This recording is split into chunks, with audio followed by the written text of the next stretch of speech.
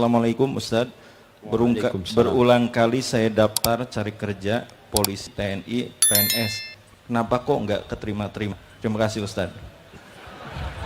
Karena antum cari kerja. Berhenti cari kerja. Sekarang cari Allah Azza wa Jalla. Itu sering menggantungkan diri kepada manusia, jemaah. Oh, ana punya teman, ana punya sohib, ana punya kenalan. Tapi antum lupa yang bisa memberikan pekerjaan kepada antum itu bukan teman antum, bukan sohib antum, tapi Allah Jalla Jalaluh. Innama amruhu idza arada syai'an an yaqula lahu kun fayakun. Antum nggak yakin kalau Allah mau kasih, Allah kasih. Makanya cerita seorang syekh yang dia lihat temannya ya, sudah 3-4 bulan dia cari kerjaan nggak dapat ya.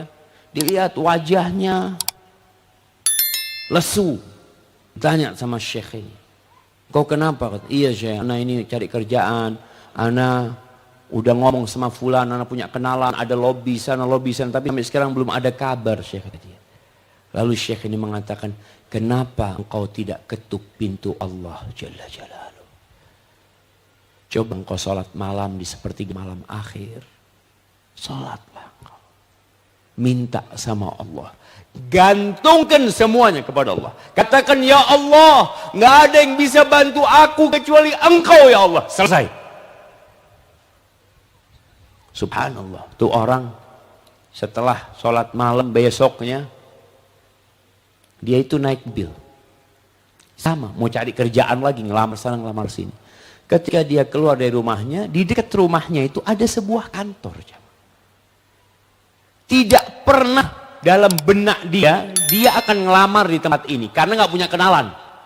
Dia nggak punya kenalan, gimana mau masuk sana? Sedangkan selalu orang berpikir, antum nggak akan diterima kalau nggak punya lobby. Antum nggak akan diterima kalau nggak punya fulus. Selalu itu ditanamkan di benak kita. Ini orang nggak pernah ke sana karena nggak punya kenalan.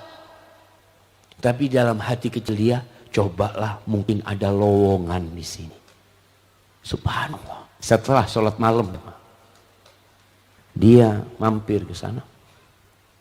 Tanya sama resepsi, Mas, ada lowongan, kata dia. Oh, ada, kata dia. Coba ketemu bos di atas, kata dia. Subhanallah. Nggak kenal sama orangnya jemaah. Dia ke atas ketemu bosnya, ngobrol sama bosnya, ditanya, pernah kerja di mana, macam dia ceritakan. Alhamdulillah, kata bosnya, kita punya 2 pekerjaan, antum tinggal pilih. Mana yang antum pilih? Bayangkan, dia nggak kenal sama nih orang. Tapi karena dia cari Allah Jalla Jalaluh, Allah kasih tuh kerjaan sama dia. Dikasih pekerjaan, suruh milih dekat rumahnya. Dapat 3 hari dia ketemu sama gurunya. Kata gurunya, ngelihat wajahmu kok lain sekarang. Nggak seperti 3 hari yang lalu. Iya syekh, alhamdulillah ketika ana minta sama Allah, semuanya jadi selesai. Allah mengatakan, fa inna ma'al usri yusra. Inna ma'al usri yusra. Sesungguhnya bersama kesulitan itu ada kemudahan. Bersama aja, bukan sesudahnya. Allah katakan bersama. Ketika antum sedang sulit, itu kemudahan sedang jalan bersama kesulitan. Bareng dia jalan, jemaah.